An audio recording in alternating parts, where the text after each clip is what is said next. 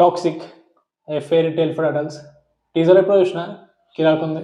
ఒక్క సెక్షువల్ డిపిషన్ మినహాయిస్తే టీజర్ అయితే చాలా బాగుంది. అఫ్ కోర్స్ కంపారిజన్స్ ఉంటాయి, ఎందుకంటే రాఖీ, ఐ మీన్ రాయ ఇంకా రాఖీ బాయ్లానే ఉండు కాబట్టి చూడడానికి అలాగే ఉండు. బియర్డ్, సేమ్ బాడీ లాంగ్వేజ్, అలాగే లాస్ట్ డైలాగ్ డాడీస్ హోమ్ వింటుంటే చూడడానికి ఇంకా రాఖీ బాయ్లే అనిపించింది. బట్ ఇది టీజర్ మాత్రమే కదా, ఐ మీన్ క్యారెక్టర్ రివీల్ చేసే టీజర్ మాత్రమే, ప్రాపర్ టీజర్ కూడా కాదు ఇది. సో టీజర్ వచ్చాక, యాక్చువల్ టీజర్ వచ్చాక, అలాగే యాక్చువల్ ట్రైలర్ వచ్చాకనే మనం చెప్పగలుగుతాం ఈ క్యారెక్టర్ ఎలా ఉంటుందని. ప్రస్తుతానికి ఇంకేం డిసైడ్ అవ్వట్లే. అఫ్ కోర్స్ కేజీఎఫ్ కంపారిజన్స్ అయితే కామన్గా నడుస్తూనే ఉంటాయి. ఇలాగే నేను సెక్షువల్ డిపిషన్ బాగాలేని ఎందుకు చెప్పినా అంటే, అఫ్ కోర్స్ చాలా కాంట్రవర్షియల్గా ఉంది. జస్ట్ ఇమాజిన్, ఇప్పుడు అదే సీన్ని వేరే ఒక మేల్ డైరెక్టర్ తీసి ఉంటే, ఇది తీసింది ఒక ఫీమేల్ డైరెక్టర్ కాబట్టి పెద్ద అవుట్రేజ్ ఏం జరగకపోవచ్చు. అదే మేల్ డైరెక్టర్ తీసి ఉంటే, ఎస్పెషల్లీ సందీప్ రెడ్డి వంగ తీసి ఉంటే చాలా పెద్ద అవుట్రేజ్ జరిగేది ఉమెన్ని అబ్జెక్టిఫై చేసినందుకు. అంటే ఆ విషయం పక్కన పెడితే టీజర్ అయితే హాలీవుడ్ స్టైల్లో ఉంది. నాకు ఎప్పటి నుంచో అనిపించేది, మన దగ్గర క్రియేటివిటీ ఉంది, కాకపోతే మనం మేకింగ్ స్టైల్ హాలీవుడ్ లాగా తీయట్లేము మనం ఇన్ని రోజులు. బట్ ఇప్పుడు చూడడానికి ఎలా అనిపించింది అంటే, కంప్లీట్లీ హాలీవుడ్ స్టైల్లో ఇండియన్ సినిమా. నాకు గుర్తుంది, యాక్చువల్లీ లాస్ట్ ఇయర్ కూడా ఒక టీజర్ రిలీజ్ చేశారు, సేమ్ యష్ బర్త్డే, ఇదే డేట్ జనవరి 8, 2025. కాకపోతే ఆ టీజర్లో మూవీ ఎంత పాష్గా ఉంటుంది, ఎంత స్టైలిష్గా ఉంటుందో చూపించారు. అప్పుడు క్యారెక్టర్ నేమ్ రివీల్ చేయలేదు. బట్ ఈ టీజర్లో క్యారెక్టర్ నేమ్ రివీల్ చేస్తూ సినిమాలో ఎంత వైలెన్స్ ఉంటుందో చూపించారు.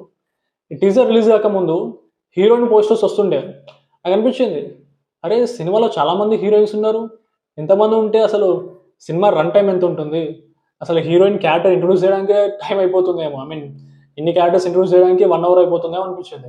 ఇప్పుడు ఈ సినిమాలో నయనతార, రుక్మిణి వసంత్, కేఆర్ అద్వానీ, ఇంకా వేరే వాళ్ళు కూడా ఉన్నారు. మరి ఏం తీస్తారో ఏమో, చూడాలి మరి సినిమా ఎట్లా ఉంటుందో. ఏది ఏమైనా సినిమాకి ఇప్పుడు మామూలు హైప్ లేదు, క్రేజీ హైప్ ఉంది. పైగా యష్ లాస్ట్ మూవీ వచ్చి ఆల్రెడీ 4 years అయిపోయింది. సో ఫ్యాన్స్ చాలా ఈగర్గా వెయిట్ చేస్తున్నారు.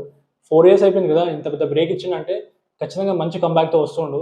సో ఫ్యాన్స్ అలా ఈగర్గా ఉన్నారనమాట, నెక్స్ట్ మూవీ వీళ్ళంత త్వరగా చూడాలని. కాకపోతే ఈసారి ఈ మూవీకి చాలా పెద్ద కాంపిటీషన్ ఉంది. ధురంధర్ 2 అదే టైంలో రిలీజ్ అవుతుంది. నాకు తెలిసినంత వరకు last time KGF 2 1000 crores cross అయింది కాబట్టి టాక్సింగ్ మూవీ మీద మినిమం టార్గెట్ ఒక 1500 crores ఎక్స్పెక్టేషన్స్ పెట్టుకుంటారేమో. అదే టైంలో ధురంధర్ 2 కూడా వస్తుంది కాబట్టి చూడాలి కాంపిటీషన్ ఎలా ఉంటుందో. ధురంధర్ చూసారు కదా ఎంత పెద్ద బ్లాక్ బస్టర్ అయిందో. ఇప్పుడు 1000 crores దాటిన తర్వాత కూడా ఆ మూవీ అయితే ఏమాత్రం స్లో డౌన్ అవ్వలే, రికార్డు మీద రికార్డ్ క్రియేట్ చేస్తుంది. ఎలా అనిపించింది అంటే, మేబీ ధురంధర్ 2 మూవీ వచ్చేంత వరకు ధురంధర్ పార్ట్ 1 ఇంకా థియేటర్లో నడుస్తూనే ఉంటుందేమో. ఆల్రెడీ పుష్ప 2 రికార్డ్ బ్రేక్ చేసింది హిందీ మార్కెట్లో. చాలామంది రిలీజ్ కూడా అవ్వరు హిందీ మార్కెట్ ఎంత పెద్దదాన్ని, బట్ ఈ మూవీ చూపించింది అనమాట హిందీ మార్కెట్ పొటెన్షియల్ ఏంటో. ధురంధర్ మూవీ ఒక్క లాంగ్వేజ్లో రిలీజ్ అయింది, బట్ స్టిల్ 200 crores దాటింది. నాకు తెలిసినంత వరకు టాక్సిక్ మూవీ టైంలో హిందీ మార్కెట్ మీద చాలా ఇన్ఫ్లుయెన్స్ పడుతుందేమో, I mean Hindi market effect అవుతుంది టాక్సిక్కి. ఎందుకంటే మ్యాక్సిమం ఆ టైంలో ధురంధర్కి ఎక్కువ ఇంట్రెస్ట్ చూపిస్తారు, ఎందుకంటే హిట్ అయిన మూవీ సీక్వెల్ కాబట్టి ఇట్స్ వెరీ నార్మల్ అనమాట సీక్వెల్ మీద ఎక్కువ ఇంట్రెస్ట్ చూపించడం ఒరిజినల్ మూవీ కన్నా. చూడాలి ఆ టైం సిచ్యువేషన్ ఎలా ఉంటుంది. అయితే 2 మూవీస్ బాగుంటాయి అనుకుంటున్నా, చూద్దాం మరి. That's it guys, see you again.